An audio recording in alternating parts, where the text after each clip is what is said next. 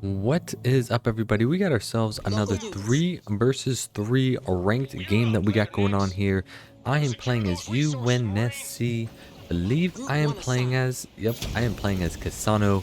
We have a teammate that is Decimus and Atriox, and we're going against a Cutter, an Anders, and a Ship Master. So Cutter is on my lane, which is red. So my thought process behind this is to go ahead and focus on a more infantry build, and as I mentioned before, in this map, if you're on this specific side, I think in both sides in general, you are actually allowed to make that second marine. That first marine or first grunt from your base. So then you'll be able to get those extra resources associated with it. Of course, in this situation, I'm sacrificing the fact that I won't be getting a mini anytime soon.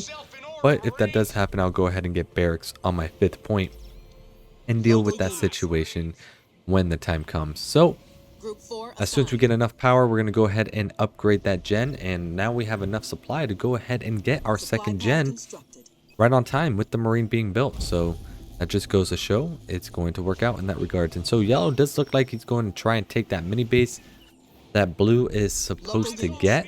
And what I mean by supposed to doesn't mean they have to get it right away, but it is unfortunate that yellow decided to go ahead and do that. I'm going to go ahead and go barracks for my 5th point, mainly because since I have a Cutter on my lane, there's no point in opening up with Kasano because of the fact that snipers will be a problem, and it's not something I am going to enjoy dealing with down the line, so I'd rather not. So we're going to keep on grabbing the supply that's set up around the map, and we're going to do a quick scout over at mid to see if we can go ahead and grab see if mid is being grabbed in regards to the power node. And now we're going to get ready for the next phase. So mini base is being made, and we're going to start with Hellbringers being built because that was the cheapest thing that we will be able to buy at the time. I am going to make a couple of snipers, mainly because Cutter loves to go infantry, and on top of that, orange is Covenant with the Shipmaster, so the more snipers I have, the better it will be for me. But I will have a couple Hellbringers in order to have a little bit of tankiness in our army that I'm trying to go for. So I'm going to go ahead and see if a second base is being taken by red, and to see what type of pressure I can give on this side of the lane if there is an opportunity. So our units are going to go ahead and start moving up. We're upgrading our supply pad. Second point comes in, and this point specifically, I like it because reinforcements come in a lot faster, and if you end up getting the second point for it, you will be allowed to go ahead and get that speed boost that you need. And so there you have it. Red is already showing up with a bunch of units. I want to see if I can make that engagement, but it turns out he ends up retreating, and so I am actually going to go ahead and just stay in this area for a little bit, see if I want to go ahead and go after nodes and start my sniper production now. I'm going to need to get additional snipers in order to help deal with this fight. And so our sniper is going to go ahead and start coming by. And there goes red. And this is where I'm trying to micro my sniper out of the situation. But then I did local units or whatever happened. The sniper ended up going right into the red's army, and now I'm just not in a good position. So still microing the marines to try to do as much damage as possible. I want to see if I can go ahead and engage this. That all of a sudden Spartan shows up, Spartan slam goes down, and that's my cue to just go ahead and go for a full-scale retreat. There's no way I'm going to go ahead and win this lane. There's a bunch of marines, there's a leader as well. This is just not a fight that I'm going to be able to get. So our teammate, knowing this, when they saw this in the mini-map, they went to go ahead and expand on the top side. So then that way I will have room to expand as well as my teammate, since they feel like they got that space situated and under control. So for me, I've decided let's put up a unit for garrison, and at this point, we're not even going to go ahead and bother fighting red. I'm Cutter. I'm not Cutter. I am Kasano, and there's no way I'll be able to fight a speed boost infantry with my slower infantry. So I just want to go ahead and take good engagements and just avoid that situation as a whole. And I'll start thinking about getting turrets. Speaking of turrets, there we go. So then in case I get pushed on that lane, I'll be able to hold off once I upgrade it to anti-infantry turrets if I need be. So sniper production is still continuing. That mini base is going to start going down. We are catching some of the grunts over here that orange has, and we're going to try and take out as much as we can. There are some vet 1 grunts, but it does look like we're going to go ahead and clear this up as a whole. They do see my second base expansion, which is a shame, but we are able to put that down and out for the count. And now we can finally get Tech 2, and we did lose our mini, so it's a shame that we did not self-destruct that supply pad associated with it. That is something that definitely need to get better at it too. Definitely could hot group that and then just self-destruct when it gets close. But sensor tower is going to be made because I know they're going to be up on that garrison. So I just want to make 2 turrets and 2 sensor towers just to get that extra vision, because that is a siegeable area as a whole. And now we're going to go ahead and scout mid, and it does look like they have that area under control in regard to the power node. So I know that they did see my army, but I do feel like I'm still in a not bad situation in my spot. So finally got Tech 2. Barracks is now going to keep producing snipers because I know we're going to need that anti-infantry. Getting that supply game going to go ahead and get additional resources for us. We are taking the middle node, which is excellent. Second sensor tower is going down, and now we're going to get a garage. I want to get a little bit of siege to help relieve some of the pressure that I may have on my side of the lane. And as of right now, things are still looking relatively well. We're going to try and get our infantry on the garrison.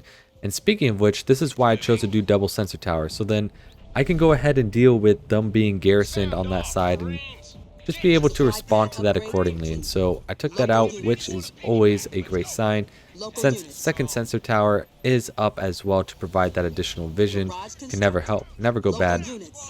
And it does look like red is trying to do their best to get as much vision as possible to see what's going on. There is a fight that's happening by blue at the top hand side that we're unfortunately not really going to see much of.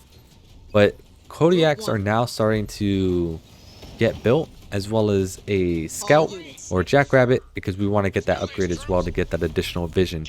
We do have units that aren't as important, and it looks like they are getting elite enforcers to try and counter out my snipers.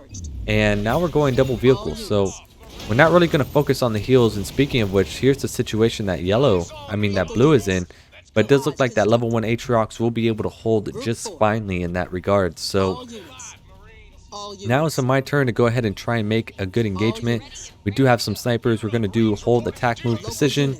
And our snipers are going to start going in. And then all of a sudden, red showed up with a bunch of his infantry. So that's my cue to go ahead and start retreating as a whole, because this is not a fight that I want to take. And I want to keep my snipers alive. So I tell the rest of my units to go ahead and start attacking that main army, while I go ahead and retreat my snipers, because that's the thing that he's trying to go after. And it does look like we are able to retreat successfully. And because we have that Tech 2 point, our vehicles move so much more faster, which means we're going to go ahead and set up those condors right by our Kodiaks, right by our base, as fast as possible. So we'll be able to deal with that appropriately. We are floating a lot of supply, which is never a bad thing, but we need to go ahead and start spending this. We're going to get a second scout.